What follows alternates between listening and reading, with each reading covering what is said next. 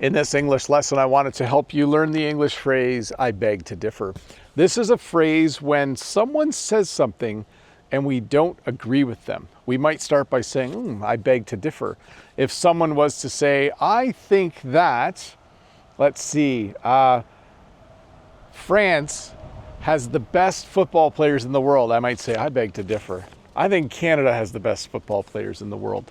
So it's a way to introduce kind of the opposite thought. If someone said that Ford makes the best cars in the world, I might say, I beg to differ. I think that Toyota makes the best cars in the world. So it's a way to nicely tell someone that you disagree with them. The other phrase I wanted to teach you today is, it begs the question. This is how we introduce a thought after making a couple statements. Here's an example. If I said, taxes keep going up, taxes have gone up 3 times in the past year, so it begs the question, what is the government doing with all the money? Or you might say this, you might say, oh, Bob hasn't made a video for 6 weeks, so it begs the question, where is Bob? I don't think that will ever happen, but if it did happen, it would certainly beg the question, where is Bob? So to review, if you say I beg to differ, it simply means that you are going to disagree with someone. If you say cats are the best pets in the world, I might say I beg to differ. I think dogs are the best pet. And when you say it begs the question, it usually means you're asking something after a while. If you say something like this, all of the milk is gone and I didn't drink it, so it begs the question, who drank all the milk? But hey, let's look at a comment from a previous video. This comment is from Denise, and the question is, and the comment is, the best teacher. And my response, am I though? I would beg to differ. I think the best teacher is always yourself. You know yourself and how you learn. And I agree with that. And I do like the compliment, by the way, that I'm the best teacher. By the way, you can read that compliment 2 ways in English. If it had a comment in it, if it said the best teacher, it would mean that the lesson I did was the best. But if there's no comma and it says the best teacher, it means that you think I'm the best teacher, which I don't think I am.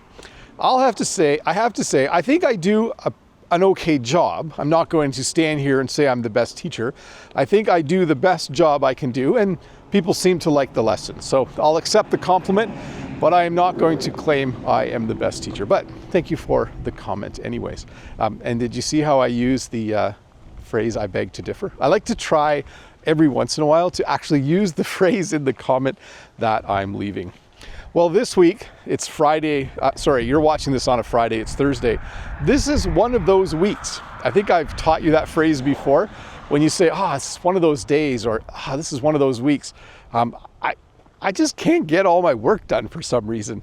I had a day where I felt a bit off and I didn't get as much done as normal, but wow, it's starting to feel like one of those weeks. In particular, I have a whole lot of photos to take from emails to get ready for a live stream on Saturday on my bigger channel. I requested people to send photos and I've gotten hundreds of photos. Well, at least a couple hundred, and they're great. I love them, but it's going to take me a little while to get all of that compiled, but that was just one extra thing. And there's a bunch of extra stuff at work as well. I'm sure you don't need to hear me complain about my day.